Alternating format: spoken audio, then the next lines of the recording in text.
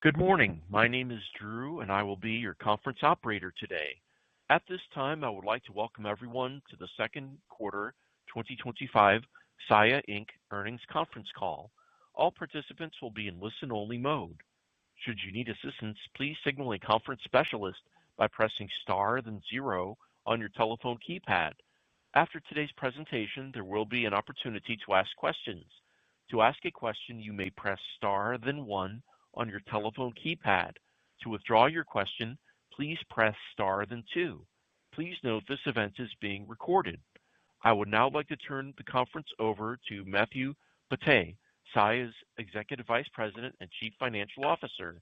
Please go ahead. Thank you, Drew. Good morning, everyone. Welcome to Saia's second quarter 2025 conference call. With me for today's call is Saia's President and Chief Executive Officer, Fritz Holzgrefe. Before we begin, you should know that during this call, we may make some forward-looking statements within the meaning of the Private Securities Litigation Reform Act of 1995. These forward-looking statements and all other statements that might be made on this call that are not historical facts are subject to a number of risks and uncertainties and actual results may differ materially. We refer you to our press release and our SEC filings for more information on the exact risk factors that could cause actual results to differ. I will now turn the call over to Fritz for some opening comments. Good morning, and thank you for joining us to discuss Saia's second quarter results.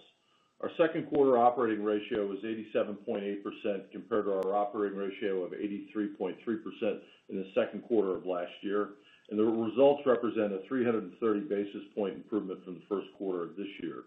The sequential operating ratio improvement outperformed the historical average of 250 to 300 basis points, despite the lack of typical volume ramp that is usually seen throughout the second quarter.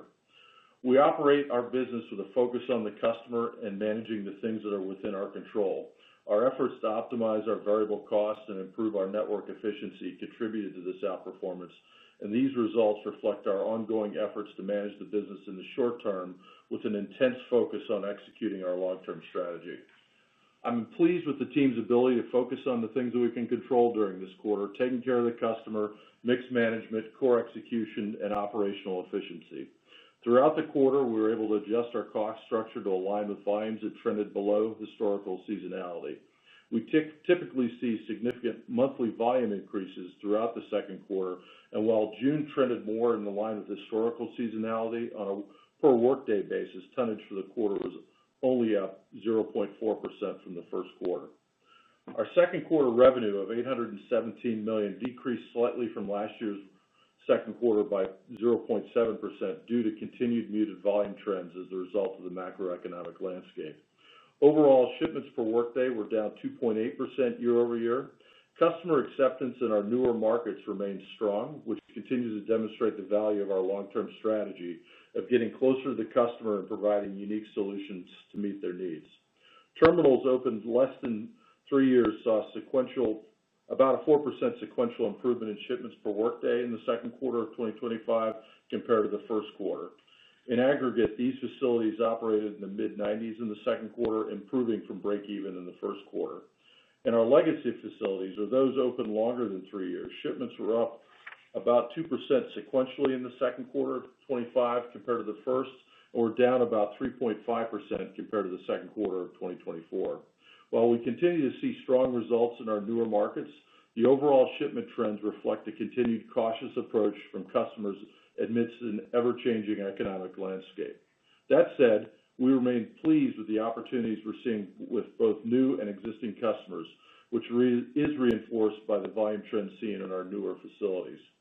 Revenue per shipment, excluding fuel surcharge, increased 2.7% compared to the second quarter of last year, while revenue per shipment, including fuel surcharge, increased 1.8% in the quarter.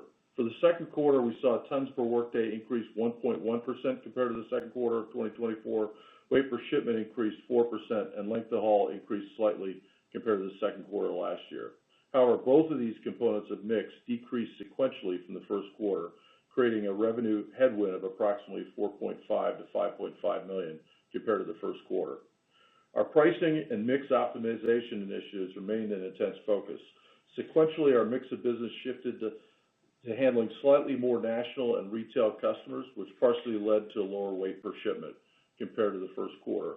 Additionally, we saw muted trends out of our Los Angeles region, partially contributed to the shorter length of haul compared to the first quarter, which is a headwind to sequential revenue per shipment.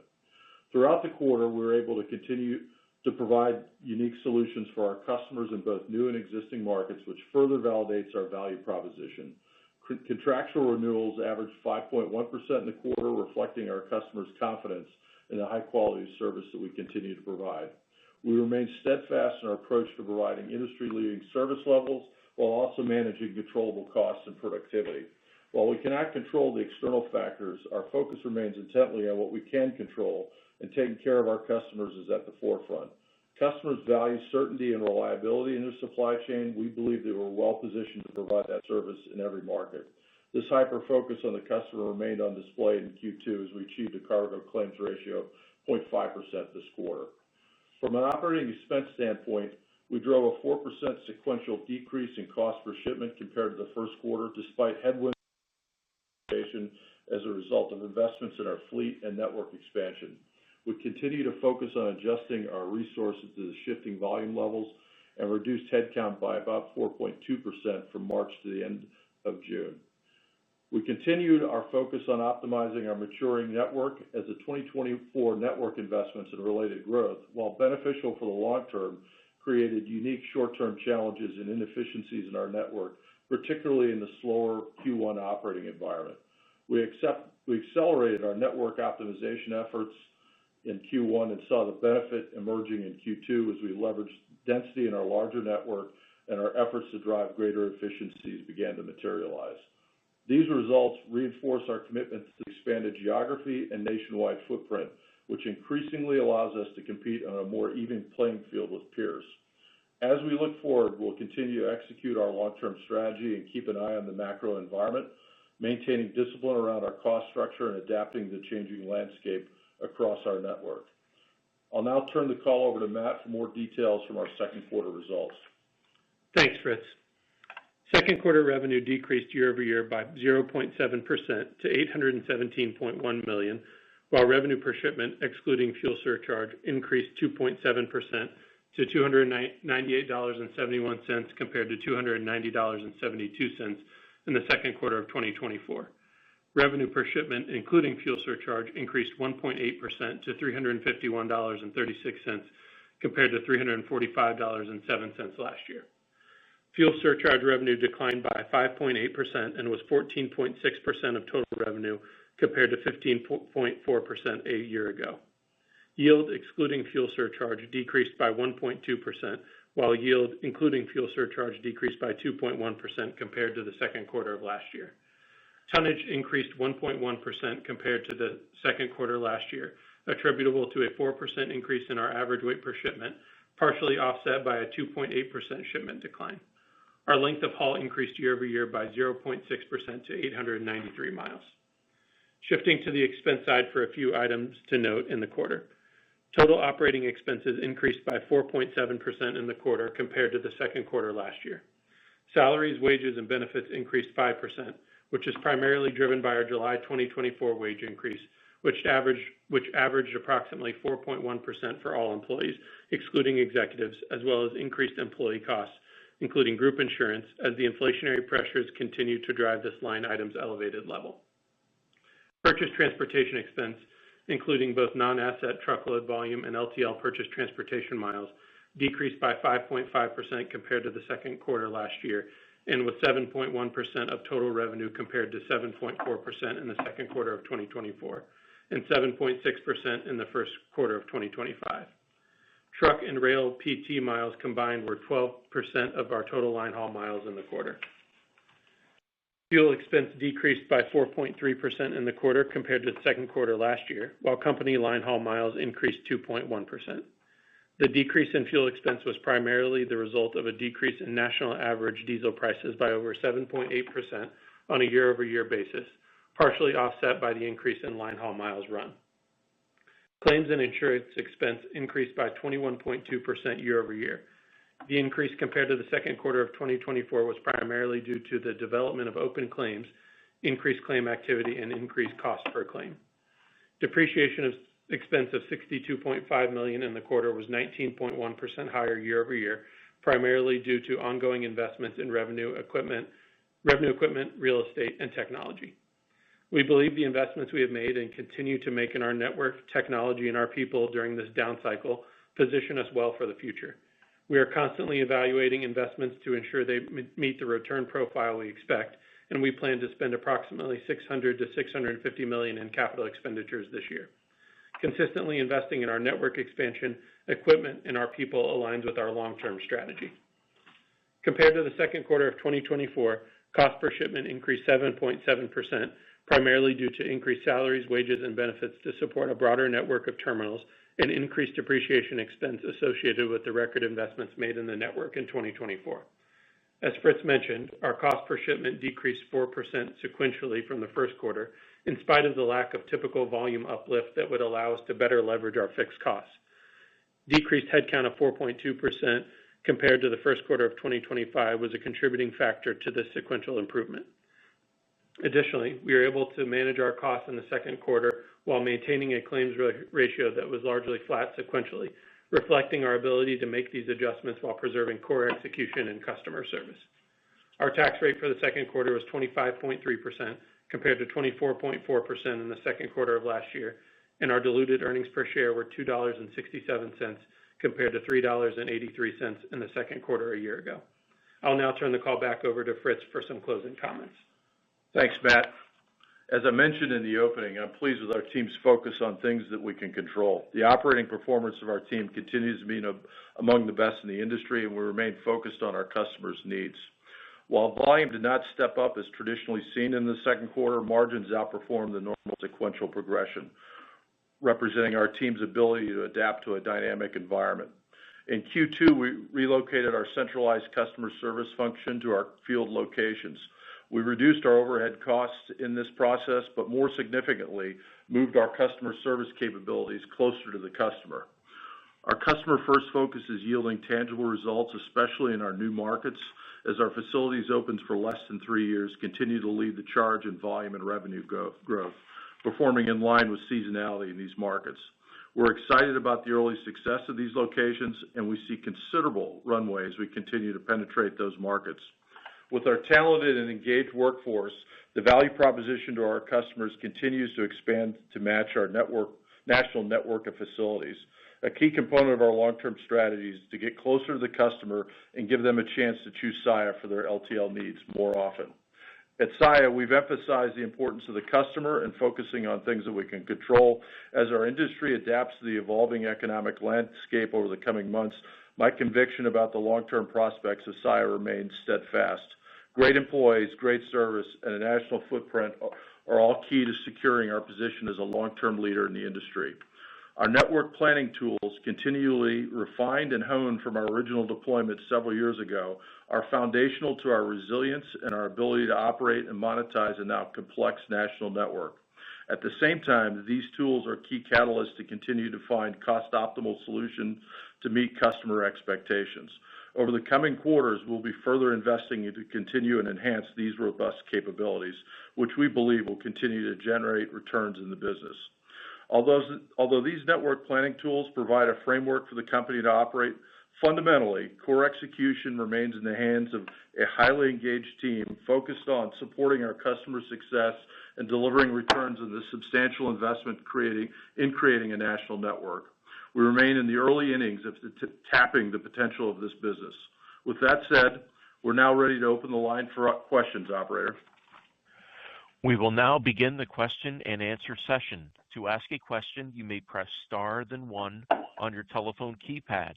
If you're using a speakerphone, please pick up your handset before pressing the keys. If at any time your question has been addressed and you would like to withdraw your question, please press star then two. At this time, we will pause momentarily to assemble our roster. The first question comes from Ken Hoexter with Bank of America. Please go ahead. Hey, great. Good morning, Fritz and Matt. Great job on the pricing. I think that's really a nice flow through.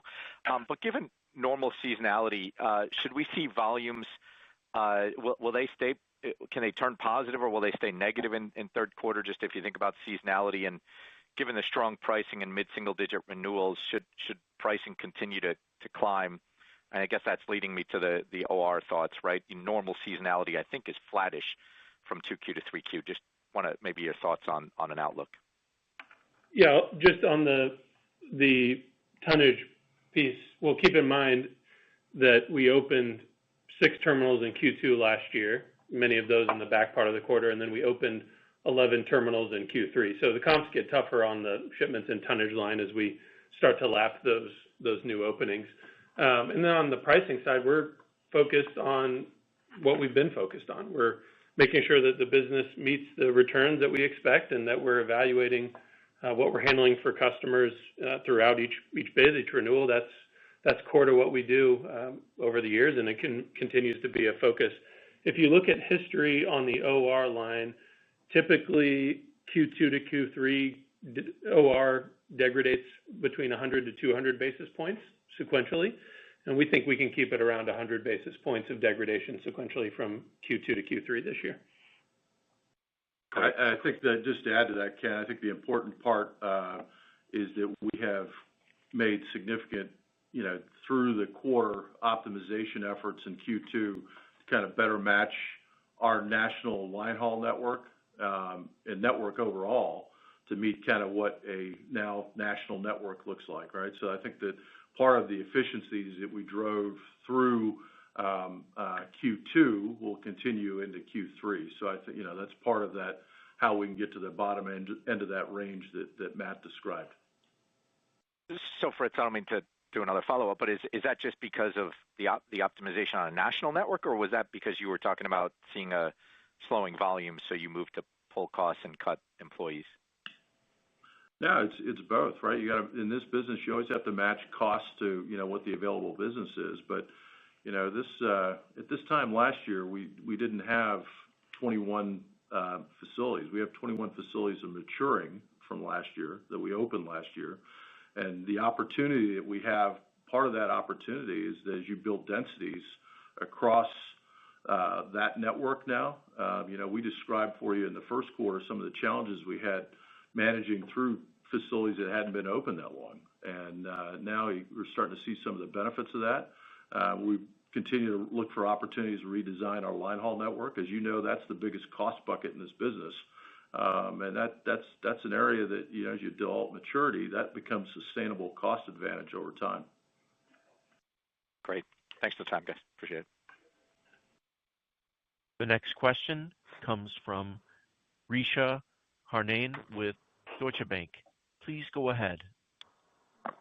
Hey, thanks guys for the time. So I wanted to ask a little bit about the labor reductions that you've done and sort of what you did with wages this year. I just wanted to clarify, was there a wage increase this year? And then in terms of the labor force, what type of cuts were made? And as we look out going forward, as you try to balance, your customer-centric focus and building out the network with sort of where we are in the cycle and trying to manage costs, like what's further runway for that? What should we expect? Thank you. Yeah, so just to kind of our sort of wage increase program, typically we do that in the second half of the year, so we haven't done anything with that yet. As far as the headcount, it's real important in an environment like this where you see volume changes. You actually have to match the hours that are available hours to what the volume levels are. So that's really about how we manage headcount by location, or hours by location, I think is a better sort of picture of that, because somebody that maybe a year ago was working a lot of overtime, at this point we're maybe not working overtime, so it's a cut in hours, build some efficiency that way or productivity that way. The line haul network is a really important story for Saia, though. One of the things that you do when you have a now national network, some of those facilities that we have added, places like Youngstown, Ohio, part of the reason why we bought that facility was to be able to drive line haul cost savings across the eastern part of the country. And we have a facility now that allows us to run triples across Ohio. Well, that's a 30% reduction in cost compared to a traditional two pups connected, right? So those are important cost savings that you can start deploying across the network, and that's sort of agnostic to what's going on in the environment, right? this is just taking advantage of having a now national network. And there are people that are certainly impacted by that. You optimize to more of internal, drivers. Maybe you reposition your line haul drivers into different locations to better match where volume movements are, where customers are, and that all creates efficiencies. You use a little bit less PT in some markets. And if you look at our cost structure, Q1 to Q2, I think that shows up there for sure. Okay, great. So as we think about Q3 then, should we continue to see that momentum in the costs per shipment line? The better than seasonal performance? We'll have to see what the market has in store for us, but I think we've got some additional sort of opportunities through the quarter that I think we'll see materialize. We're still not 100% certain around what the top line looks like, but I do know that we'll continue to look for cost optimization opportunities and deploy our tools to do that. And that's built into why we think we're going to beat our sort of historical trend from Q2 to Q3. Awesome. Thank you. The next question comes from Jordan Alliger with Goldman Sachs. Please go ahead. Yeah, hi, morning. So there's been talk, of course, of industry capacity. Just sort of curious your take on it. Would you say going into the next upcycle that overall LTL capacity should look less actually than pre-Yellow bankruptcy levels due to the various unsold terminals, even though some of the larger players out there do have excess doors today? And what could this mean for pricing on a recovery? Thanks. Yeah, I think that, if you look at I don't think the long-term trend around LTL capacity is going to change. In other words, it's been shrinking over time. And I think that, certainly there is available capacity, today with a number of the competitors. I think what is really significant is that this remains an inflationary business. I think that people expect to get a return on a substantial capital investment in this business. We're no different than anybody else. So I think that will keep the industry healthy. I think that for us and what we look at is that we're really excited about the opportunity to leverage what we have, right? The market returns. Saia is poised to take advantage of this. We know how to operate in an up market, so that this is the time we've been waiting for. So we think for us it's a unique opportunity. And keep in mind too, Jordan, terminals and doors are absolutely important, but capacity also comes in equipment and it comes in drivers. And the next upcycle, it's drivers that are critically important. You need the terminals, the doors, but if you don't have drivers and equipment, that's a capacity constraint. And like Fritz said, we feel great about the investments that we've made. We've never been better positioned, but capacity comes in all three of those. Thank you. The next question comes from Chris Wetherbee with Wells Fargo. Please go ahead. Yeah, hey, thanks. Good morning, guys. Maybe can you give us a sense of how things are going from a volume perspective, maybe some insight into what July tonnage looks like and maybe your sort of overall view on what you're seeing from your customers in the end markets? Hey, Chris, could you repeat? I think you got garbled there a little bit on the question. Apologies. Hopefully you can hear me a little bit clearer now. There we go. Yeah, thank you. Sorry about that. Curious if you gave us an update on what you're seeing from a tonnage perspective in July and sort of how the third quarter is starting, what you're hearing from customers in the market, from the end markets that you're serving. Sure. I'll go ahead and give the monthly Q2 as well. So April shipments per day were down 1.9%, tonnage per day up 4.4%. May shipments per day down 3.2%, tonnage per day down 0.4%. June shipments per day down 3.4%, tonnage per day down 0.8%. And if we look at July month to date, obviously still have a week or so to go, but shipments per day are down about 2.25%. Tonnage is trending around flat. And as mentioned earlier, we're lapping comps in the back half of Q3 with terminal ads. But from an end market standpoint and customers, I don't know that we'd really call anything out differently than what we've been seeing. And we continue to stay really close to our customers, understanding their business and their trends more and more. But I don't know that there's anything specific for us to call out that we've seen differently over the past few weeks than what we were seeing in June. Yeah, I think we pointed out that our sort of LA region was a little bit stood out as a little bit softer. Some of that is our own action around making sure that, we're compensated appropriately. Part of that, I think has been, at least for us, a little bit of softness in that area, but other markets have been pretty good. Okay, that's helpful. And just a follow-up on the comment about normal wage increases for the third quarter. I was just kind of curious, are you suggesting that you haven't done it yet or that it may not happen in the third quarter? Just want to get a sense of how you're thinking about that normal process. Yeah, and if you look at it over time, is that we would typically do that in the third or fourth quarter. We haven't made a formal call on that yet, so it could still happen this quarter or, it could be in the fourth quarter. But we'll let you know as we kind of figure out where the market is and what we need to do.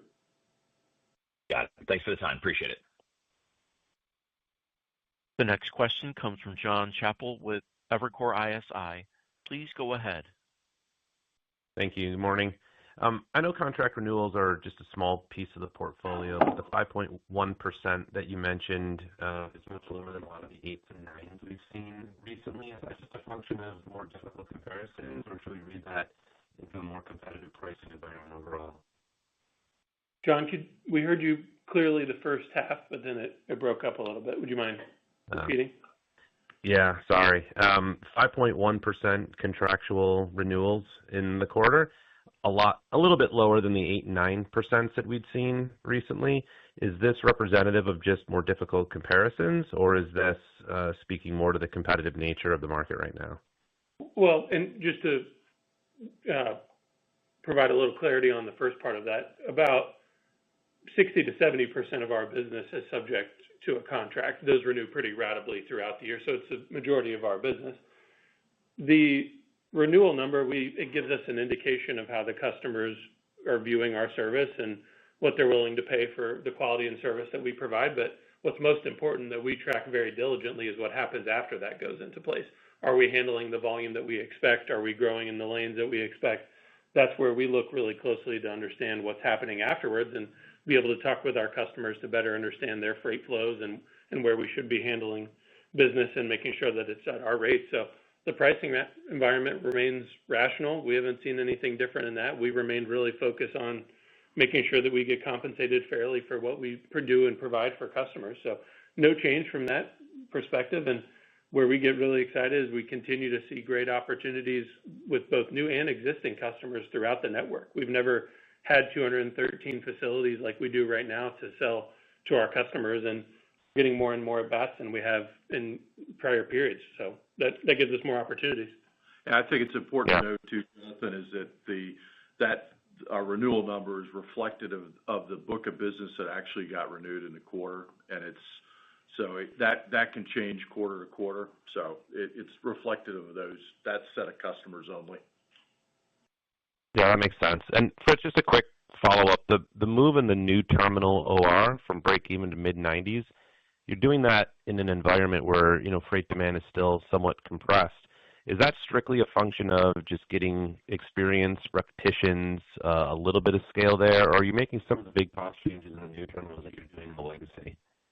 Well, the first thing that has to happen in a new terminal is you better be doing a good job, right? So claims have got to be good, on time's got to be good. Customers care about that, right? So if you do that, you get a shot at more business. And the great thing about those facilities is because they are, well positioned, we've got a good team in place, the opportunity to scale those, meaning the incrementals on them, can be pretty good. And that's kind of what you saw Q1 to Q2. So good execution, actually great execution, customer satisfaction, and that leads to profitability improvement because you're basically leveraging your investment at that point. Thank you. The next question comes from Ravi Shankar with Morgan Stanley. Please go ahead. Great. Thanks. Morning, everyone. Hopefully you can hear me okay. Just one from me on the cost side. You said that you're taking these cost actions in response to the volume environment, which is completely understandable.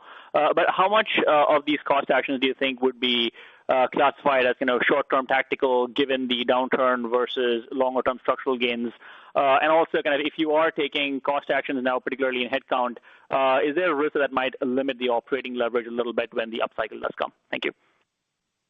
Yeah, Ravi, that's a fair question. You've been around it long enough to know. I mean, the core tenet of this business is that as volume goes up and down, the variable nature of your short-term labor costs that tends to move with it as well. There's certainly a fair number of the headcount that were impacted or the hours that were impacted would come back if the volume scales. But I think what is really significant for us that might be different than a traditional model is that, as we optimize our line haul network, we're building density as we grow from here. The density play is really significant. So the incrementals potentially can be pretty good, and they don't require a lot of headcount add backs. So to the extent that in our legacy facilities, which is where most of the impacted hours are, they would, naturally some of those would come back, but I would not expect the line haul hours or the network costs to radically increase simply because I think there's a scale opportunity for us. That's why we made those changes and those investments. Very good. Thank you. The next question comes from Stephanie Moore with Jefferies. Please go ahead. Hi, good morning. Thank you. Wanted to maybe touch on the pricing environment a little bit. You talked about making progress on kind of I guess if you could talk about the progress you've made on repricing some legacy freight as well as freight in new terminals. Clearly mix is always a factor, but maybe any opportunity that you've seen in terms of winning heavier freight and the like. Thanks. Well, I think it's important, Stephanie, just in general, that the pricing actions are a bit of a journey sometimes, right? Is that over time, as you win new customers, you come in, you want to be at market. Sometimes you find out maybe you're not. Sometimes you find out the customer freight's a little bit more complex than you expected. So you've got to make some adjustments there. I think our internal measurements, we simply look at public data that's out there, revenue per shipment versus our peers, our now peers, national footprint peers, and we continue to see opportunity there. So to the extent that we're pleased with progress in the quarter, in the last quarters for that matter, I think there's still a fair amount of runway there. And as I look around and I look at sort of public data, and I look at the national footprint, which looks more and more like others, we got to continue to press to market. We can only do that if we continue the sort of high level of service that we're providing. So that's kind of how it is. We're early innings, so opportunity remains for sure, but pleased with progress. And just a follow-up to some comments you made previously in terms about optimizing your business or your network, given now being a national carrier and making pretty swift actions in the second quarter. Could you just give us a couple of maybe the key areas that changed in the second quarter? What specific actions were put into place that really optimized your network for the national footprint? Thanks. Sure. I mean, I think the real center of this is that when you have a network that was, established over a number of years and it didn't have sort of full national coverage, a lot of our, your freight goes through different sort of routings in our network. So, if we were, probably the easiest example is that historically we haven't had that corridor across North Dakota, Montana, all the way to the West Coast. Now we can actually run direct line haul from, say, Minnesota to Seattle. And having that ability to build density along that, we'll introduce triples of those lanes in the coming months. That'll be important. That's a density play. I mentioned earlier the Ohio example around line haul about building the triple sort of operation in a recently purchased facility.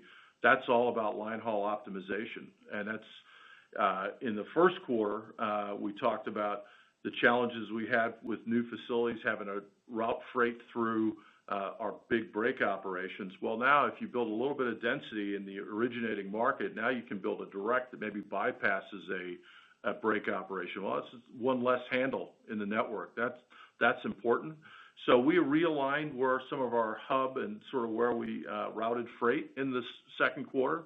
That allowed us to build some density in some key lanes. And doing that, you see cost leverage at surfaces in our line haul network. And I would encourage you to study not only the salary and wages line, but the PT line together. Those two together are really kind of how we measure kind of our wage structure. And that performance is driven largely, I mean, certainly some of it at the terminal levels as well, but a big part of that came through the line haul cost savings. Thank you.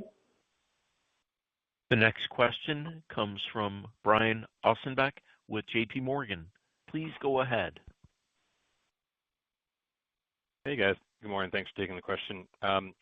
First, just a clarification. I got a couple questions on this already, but just clear. Is the quarter-to-quarter guidance you're talking about, is that assuming you put the wage increase through in the third quarter or not, just to be clear? And then one thing I thought was pretty interesting, we've seen this NMFC shift coming for a little while now, but largest carrier earlier this week pushed it out for, I guess, 150 days or so to early December. Just wanted to see if that had any implications for your business, for the broader industry. Does that say that shippers are having a hard time getting there with the new codes? So just some thoughts on those two. Thanks. Yeah, in terms of the guide and the wage increase, like Fritz mentioned, we are evaluating our timeline. Our guide includes what our forecast is on that. So it's inclusive of where we stand right now, and we'll provide some information on that as time moves on. But in terms of the NMFTA changes, look, we're not backing down on the implementation of that. It's good for the industry. Long term, we feel like this is a trend in the right direction. We sell space on our trailers, and this aligns more of the book to be density-based, which we feel is important for us, important for our shippers. So from our standpoint, we dimension 75% of our freight every day. We get a view of what that looks like. We've invested heavily in dimensioners over the years for that exact reason. We leverage that technology. So we're working closely with our shippers, and we feel like we had a good opportunity to get in front of that and get ahead with them and talk about what the impact could look like. That's all about the partnership with our customers. So we don't have any plans to back that off. I guess it remains to be seen what that does for others, but in our view, these changes from the NMFTA are good for the industry, and we're here to support it. So just to be clear, it's been a long week. So the current guide for the sequential is based on what you think right now, which is to be determined. So I guess we'll have to stay tuned for an update. Is that right? Yeah. Yes. All right. Okay. Thanks very much. The next question comes from Eric Morgan with Barclays. Please go ahead. Hey, good morning. Thanks for taking my question. I wanted to ask about the mixed management initiatives you referenced. Just, looking at second quarter shipments, I think you had the smallest sequential improvement in, maybe at least 20 years outside the pandemic. So just curious how much of that is action you took to manage the book relative to underlying demand softness and, looking ahead, is there more work to do on that, or should we be thinking about sequentials from here as more reflective of underlying demand you're seeing? Just to confirm, Eric, you're talking about the sequential change Q1 to Q2 being That's smaller? right. Correct. Well, keep in mind, we're starting to lap terminals that we opened last year. We opened 6 in Q2 last year. Those were some of the larger facilities that we opened. But we've been bucking the trend because we've been growing, but the freight environment's been negative for 3 years now. Industrial production hasn't been great. Our legacy markets are looking a little bit more like what others are, but less because we're getting more and more opportunities with customers. So I think that's really just a component of what the industrial backdrop looks like, what the landscape looks like. But we've never had 213 facilities like we do now to sell to our customers, which we feel like really positions us well. So, I think just to add to that, Eric, our focus is on what we can control, right? So we've got to perform for the customer. We got to do that in a cost optimal way. That was a big part of what we achieved in the second quarter. But at the same time, we spent $1 billion in capital last year, and we're providing a very high level of service. So there is we have an expectation that we'll get a return on that. So we are going to continue to focus on finding the customers that value that sort of strategic and long-term investment in them. And so the pricing is part of that as well, and mix management is part of that. In the environment we're in right now, maybe it's a little bit muted. Certainly, as you look at our trends through the quarter, we're off, have not been on seasonality, the historical seasonality. That, to be quite honest, in the business, that's a little bit of life in the big city. So you've got to focus then on, what can we handle inside our four walls, and that's what we do. Appreciate that. And maybe just a quick one on the balance sheet, if I could. I think your CapEx should be coming down in the back half. Do you think you'll be able to start reducing your leverage and interest costs in the back half, or how should we be thinking about, how to manage our expectations for cash on the balance sheet? Yeah, we'll still be into the line. We've got some spend in the back half of the year. 600 to 650 is probably where we land in terms of the full year on the CapEx line, but I'd expect it to start to taper down on line usage in the back part of the year in Q4. But a lot of that depends on timing with some of the real estate opportunities that are in our pipeline. But we'll still be into the line, but I expect that'll start to trend down in the back quarter of the year. Thanks a lot. The next question comes from Tyler Brown with Raymond James. Please go ahead. Hey, good morning, guys. Can you all hear me? We can. Loud and clear. Hey, Fritz, you've given some really good operational color, but I just kind of want to hammer this home. So what are you guys seeing from a network balance perspective? So have you guys started to see that those new market have built on the outbound side? Just any color maybe on that inbound-outbound ratio in those newer terminals? Because I would assume that if that balance has started to improve, that's been maybe a driver to that mid-90s outcome. Tyler, it's a good read. Yes, the answer is it's improving. Is it where it needs to be? No. And I think that the opportunity is that's the opportunity for us, not only this year, but in the next year as we continue to mature those facilities. We're not in the game of trying to fill them up, though, in the sense of let's go see how much volume we can get in there.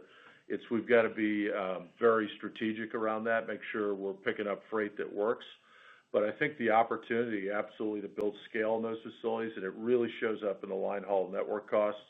As we move freight through our operation, not only building it direct from Trenton west surely drives some efficiency versus building a pup that goes through Harrisburg somewhere else, right? So that we know those are efficiencies that we're gaining as we build maturity in these markets. And we're really excited to see that trend. I think you see that in the cost per shipment, Tyler, too. It's down 4% sequentially, and usually if you're on seasonality, Q2 typically is the best volume ramp and volume quarter for us. So you'd get even more leverage on those fixed cost lines like depreciation that we got a little bit of, but not all of. So that balance and that execution you see in our cost per shipment line, despite that lack of typical ramp, that helps you leverage the fixed cost. And that's where, when this thing ramps back up, great incremental margin opportunity for us because you're able to leverage that even more over a network that's becoming more balanced, that you've got more in and out opportunities. These terminals have really been open less than a year that we opened last year. So each month that passes, we continue to work on that. Right. So the message is it's improved, but there's still plenty of work to do. Absolutely. Oh, yeah. This business, right. We don't see a reason why it shouldn't operate in the 70s, and part of getting there is building densities in those markets. Right. And then this kind of goes hand in hand with that last question, but one of the key side effects of a greenfield strategy in LTL is that you need more breaks. You just can't run a lot of directs without that outbound density, right? So I don't know how you measure it, but if you looked at something like breaks per bill or your direct percentage, do you feel like you've seen peak pain on those metrics at this point and basically we're on the downward slope?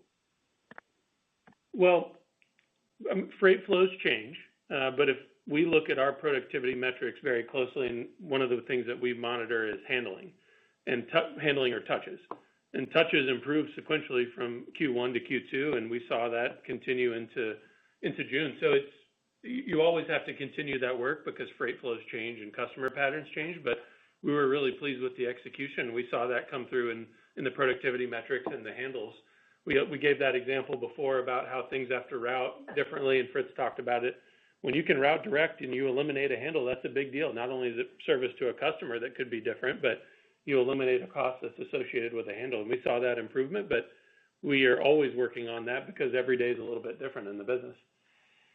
Yeah, right. I mean, if you run more directs, you run more triples, I would assume that would have a profound impact on line haul. Yeah, hey, listen, like for like, triples versus a set is 30% reduction, right? So that's a big deal. Right. Okay. Thanks for your time, guys. The next question comes from Ari Rosa with Citigroup. Please go ahead. Hey, good morning. Fritz, you mentioned in your prepared comments just conviction around the long-term prospects remain intact. I was hoping you could speak a bit more to that. Just what's the progression to getting to a sub-80 OR and really growing the revenue in a meaningful way from here? Well, I think that one of the things that would help broadly, right? I think that if we saw a little bit stronger macro backdrop, I think you'd see a little more conviction from our customers, and there's probably a little bit more growth. We've been dealing with this sort of freight economy for a couple of years now. But with that said, I think that there is an opportunity for us to continue to methodically grow our business, winning in the marketplace, taking share, frankly, because we're performing at a high level. And we may not get the outsized growth that you might see in a more stronger backdrop, but I think we have an opportunity to continue to drive improvements. Now, do I know what that's going to look like into next year? I think to be fair, I think we all need to figure out what exactly that macro looks like. But what I would say, though, is if I look across our operation and we look at our reference benchmark facilities where we have the most maturity, the most sort of long-established, well-known brand efficiencies, all those things, this business operates in the 70s. So in those markets, we don't see a potential that says the newer markets or newer regions of the country for us couldn't approach those sort of levels. So the long-term opportunity is certainly there. I think I'm still open as to what the timing of that would be. I think we need to get a little more clarity around what that looks like, but I think the fundamentals for us are good. And as we were pointing out in the last question, is that the ability to develop maturity in a national network is a important scaling opportunity for the overall cost structure of the business. That's encouraging to hear. Thanks for that. And then I just wanted to clarify. I think you mentioned that there was a shift in mix towards more national customers, more retail accounts. I'm a little surprised by that because when we hear from some of your peers, it seems like there's a big focus on moving the other way with kind of regional accounts being more profitable. So I was hoping you could just kind of address what's driving that strategy and what's really driving the revenue mix. Thanks. Yeah, and just to clarify that a little bit, Ari, it's not necessarily new customers that are coming in that are more national retail. It's more business with customers that we already work with and have worked with for a long time. If you look back in our history, that's not uncommon.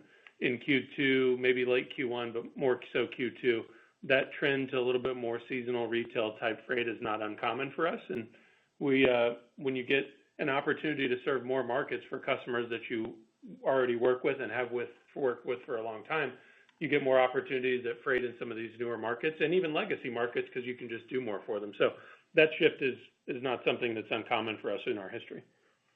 And it's not necessarily a bad thing. Right. I mean, you certainly have things like pickup economies. If you further penetrate a national account, meaning you get more business there, you have the opportunity, you have some density you build on your pickups or frankly even on your deliveries. So part of what may be driving that is some of those national accounts are tapping a national network. And, that's part of the opportunity for us. Now you could argue that part of our opportunity in some of these new markets, those regional accounts or field accounts that haven't gotten to know Saia yet, that's opportunity for us. That's runway. So, I look at this as kind of maybe a win-win problem, if that makes sense. We're growing some of the business that we've done has had good partnerships with historically. That's good. And we still have opportunities in new markets that may drive that mix of business a little bit different in the future. Got it. Okay, thanks for the time. Good luck with that. The next question comes from Daniel Imbro with Stephens. Please go ahead. Yeah. Hey, good morning, guys. Thanks for taking our questions. Fritz, maybe a follow-up just on the service. I think you mentioned claims ratio was flat at 0.5% from the first quarter.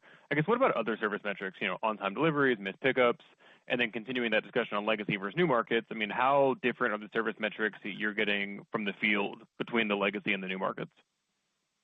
Well, the good on time, and we're pleased with the results there. On time as well as pickup completion, those are all trending at high levels, which are key service metrics for our team. Very, very competitive. We think probably as good as anybody in the industry. What's really exciting is that the service metrics generally between the new facilities and the old facilities are pretty consistent. And that matters to those national account customers because they know they can count on the same service everywhere they go. That's how you win share in new markets. Okay, that's helpful. And then, Matt, maybe as a follow-up, I'll ask the wage increase question a different way. Understanding we don't know what happens this year, but historically, how much of the normal degradation of 100 to 200 basis points is from the wage increase? So we can understand how impactful this either will or won't be for the third quarter. Yeah, and like Fritz said, I mean, we're evaluating our timeline on that. So if you look back in history, it ranges, but depending on the volume levels and the hours worked and things like that in the period. But I'd say probably in the 75-ish bips range on that number in the past. Again, varies with some of the volume and seasonal patterns and trends like that, but that's probably a pretty good long-term average. Okay, super helpful. I appreciate the color. The next question comes from Bruce Chan with Stifel. Please go ahead.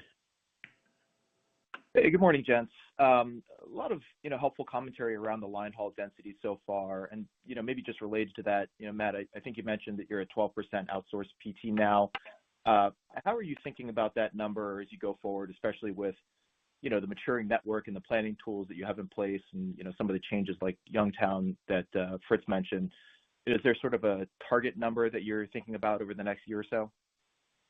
So Bruce, I'll jump in on this one. Our target number is to get whatever we have to do to provide great service to a customer that gets to 75 OR or 70s OR, right? So there could be times where it makes the most sense for us to use PT.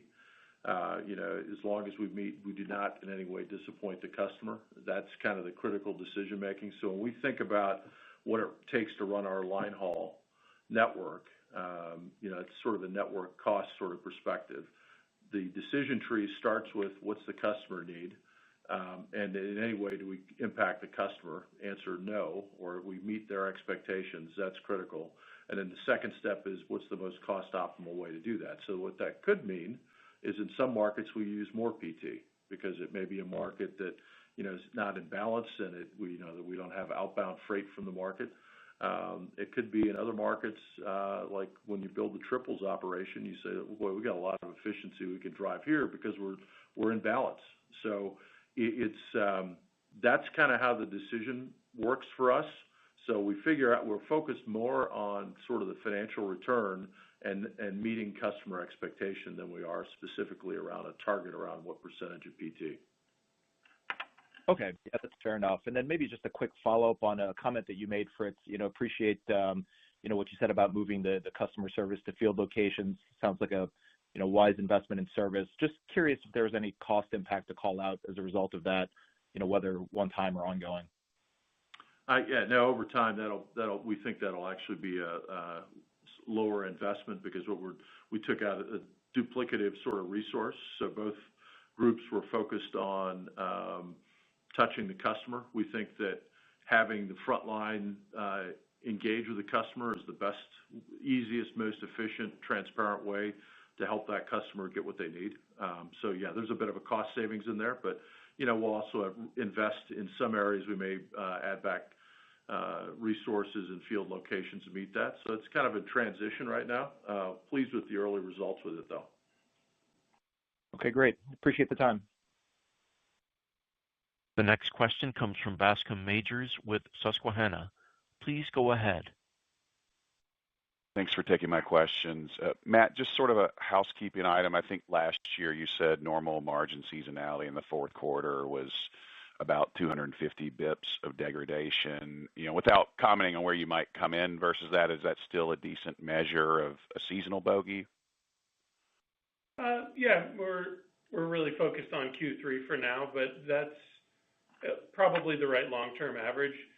Q4 always varies depending on where the holidays fall and calendar and things like that, especially now where holidays tend to be a little bit more stretched out in some of the business environment and demand and things like that, but that's where we stand right now. But I'd caution you a little bit of that, Bascom, because this will be the first time that we've had 21 facilities that we didn't have before, so we don't know exactly what history looks like there yet. We're intently focused on Q3, and we'll have a better view and picture of what we think Q4 will be down the road. Understood, and thank you for clarifying that with the color about the new facilities. And I think certainly with just kind of following seasonality out, it does feel that volume's going to be under pressure through the back half of this year, maybe even the 1Q with the comp, and I think analysts and investors are coming to terms and understand that. But rather than talking about when it gets better and how quickly it gets better, just from a macro perspective, if we were to enter a world where we're back to kind of low to mid-single digit tonnage growth in the Saia network, do you have a sense of how we should think about that financially? I don't know if it's an incremental margin framework, just any way to kind of tops down think about, without necessarily putting a date on it, what the recovery looks like for Saia, so we can kind of run your thoughts into our models. Thank you. Yeah, no problem. That's a fair question. I think the first thing I would do, I would go back and look at what Saia did through our Northeast expansion and see the incrementals that we were generating per quarter as we matured those parts of our network. I think we returned to that, and arguably, because this is a national scale, we might be able to do even better than that. So it's the network, the benefits of having a national network certainly provide all kinds of benefits to customers, but it also allows us to build scale. So the opportunity for us to drive incrementals, I think there would be some of the incrementals you saw in the best periods as we grew out of the Northeast expansion, and I think you'd see that going forward from here. I don't know when that starts. Certainly a little volume will help that, but I think the incremental volumes in a facility that's running at 30% capacity today, boy, those are pretty good. Adding a third line haul trailer, that's all incremental, right, in terms of efficiency for our line haul network. So all those things could contribute to some very, very long-term nice performance and returns to shareholders. Thank you for that. The next question comes from Christopher Kuhn with Benchmark. Please go ahead. Yeah, hey, thanks for the questions, Matt, Fritz. I was just wondering on the pricing, maybe out of the new markets or from the newer freight you've taken on, how that's been progressing. Well, we're just starting to lap some of these, and what we really try to do when we enter a new market is find what the market rate is and work with our customers and find that. One of the great things about entering into these new markets is our lead list every single time is our existing book of customers. We get to go to them and say, hey, we're doing a great job for you in these markets. We're now in these, we can provide national service. So we get to have conversations about the freight mix and the characteristics. Now, we can't necessarily go turn around and raise the rate the next day because we are growing and building density and inefficient in some of these markets, but we're trying to find the market rate. And the big opportunity for us is that when we do more for customers and we improve our share of wallet, we're able to provide service in more markets, we become stickier with them. We are harder to change out because we're doing a great job for them in a lot of markets. Over time, that gets us price. So we continue to see that, and we see those opportunities, and it often opens us up to a larger mix of that customer's business that we may not have had access to before because we weren't able to cover that directly or at the level that they wanted us to. So that's an ongoing initiative for us, and number one, first and foremost, like Fritz said before, you have to do a great job for the customer in that market. None of the rest of it happens without doing a good job for them. So we get that opportunity every day and more at bats than we've ever had. So you see opportunity to price those, as you continue to serve the customers. Very simply, we look at the publicly available data, and it tells us that we are cheaper than our peers that are national coverage. That's what we look at. That's our benchmark. So absolutely. Got it. Thanks, guys. Appreciate it. The next question comes from Tom Wadewitz with UBS. Please go ahead. Yeah, good morning. So I wanted to, I know you've had a good amount of discussion on, I guess, price and a little bit on mix, but can you give any thoughts on how we might model, revenue per hundredweight ex fuel or revenue per shipment in 3Q versus 2Q? Do you think that keeps going up sequentially? Or I guess I think revenue per hundredweight was up sequentially, but per shipment down sequentially. Just trying to think about how that potentially moves and whether it's reasonable to model that up sequentially. Well, we don't give a guide on that, but mix plays a big component of that. We saw some muted trends out of the Los Angeles region that maybe is an indicator of what some of the port activity was, but mix plays a role in that. So we don't give a guide on that, but we're critically focused on making sure that we get compensated appropriately for the service that we provide. We don't take a day off from that, but we're focused on ensuring that margins meet our expectations with each individual customer. But mix plays a role in that. When weight per shipment moves around a little bit and length of haul does, those are components of mix, but direction also matters. Freight flows, the balance of the network. So no guide from us there, but we're focused on price and the environment remains rational for that. That's where we remain intently focused. Okay. And I guess in terms of the, impact and kind of runway on idiosyncratic initiatives that help the OR in the current freight environment, which is, continues to be pretty muted, right? Relative to just showing tons of operating leverage when freight really picks up, right? Because, I think it's fairly clear you should have really strong incremental. How do you think about that? Like, can you keep, can you show meaningful OR improvement to kind of mid-80s, 100 basis points a year if you don't get a freight improvement? Or is this about, hey, you're doing what you can, but the big lever is really the market?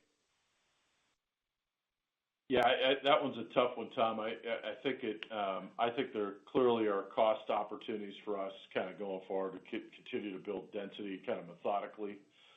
We are seeing growth in our new facilities, which is important. Those are ones at scale. So those are in this environment. So you got to make sure you take advantage of that and be able to leverage that line haul network. At the same time, you've got to manage the hours and sort of the workload in the markets where maybe aren't growing or slightly declining. So it's tough to say, kind of where that could go in the environment we're in right now. All I know is that, we're focused on, let's manage the cost because that's in the four walls that we can handle, right? And let's make sure we manage the service at the same time. So right now, that's about the best guide we can give. So I think we'll continue that focus. So maybe you can do a little better than seasonality without improvement in freight, but it's maybe not a big difference. Is that fair? That's fair. I mean, I don't know that there's a huge breakthrough for us, but there's a methodical chipping away, building density opportunity for us. Yeah. Okay, great. Thank you. The next question comes from Jason Seidl with TD Cowen. Please go ahead. Thank you, operator. Hey, Fritz, team. Just want to talk a little bit more about your tonnage numbers. You said you're about flat in July. Just curious, did you guys see any pull forward in July with all the tariff stuff in your consumer business at all, or has it been relatively stable? It's hard to tell. I'd say relatively stable. It bounces around in a given day, a given week, really. I mean, so I wouldn't call out anything specific in terms of end markets or pull forward or anything like that. It all sounds good to us, but until we see it in the data, there's not much that stands out to us. And you called out that you have tougher comps, I think, on the tonnage side in the back half of the quarter. Can you remind us when they start? Yeah, shipments and tonnage both. Tougher comps just as we start to lap the facility. So when we opened 6 in Q2 last year, and a good chunk of those started in the back half of May and June, so those started to ramp. And then we opened 11 in Q3 with the majority of those happening in August and September. So those, just as those volumes start to come on and those terminals came online, we opened 2 in July last year, 6 in August, and 3 in September that make up the 11 in Q3. So the back half of the quarter, those just started to come online. So the right way to think about it, if nothing else changes on the demand side, if you're flat in July, you'll probably have a negative comp in August and September then. Yeah, that's fair. Great. Yeah, okay. Good. The other thing is, you guys obviously are seeing some nice progress in getting those newer terminals to profitability. I guess where are you seeing those density gains? Is it more from your existing customer base, or are you adding more new customers to sort of help out that profitability? I don't want to say it's the easiest, because it's a tough hurdle to always service a customer and do it effectively. But the nice thing about the strategy, and just to remind you kind of the basics for us when we open a new facility, we call on our existing customers first. So that raises the bar for us. They have an expectation that we're going to repeat the same high level of service in a new facility. So you kind of penetrate those customers to start. And then what's really interesting over time, and we know this from our Northeast expansion, is that once you're in the market and you establish your foothold with existing legacy customers, that's when you've built some density, and then you've got the opportunity to go win some new business, and with customers that maybe aren't familiar with you. So that's kind of next leg for us, and I think that's longer term what it certainly is part of the opportunity. Okay, gentlemen, I appreciate the time. Those are my two. Best of luck. Thanks.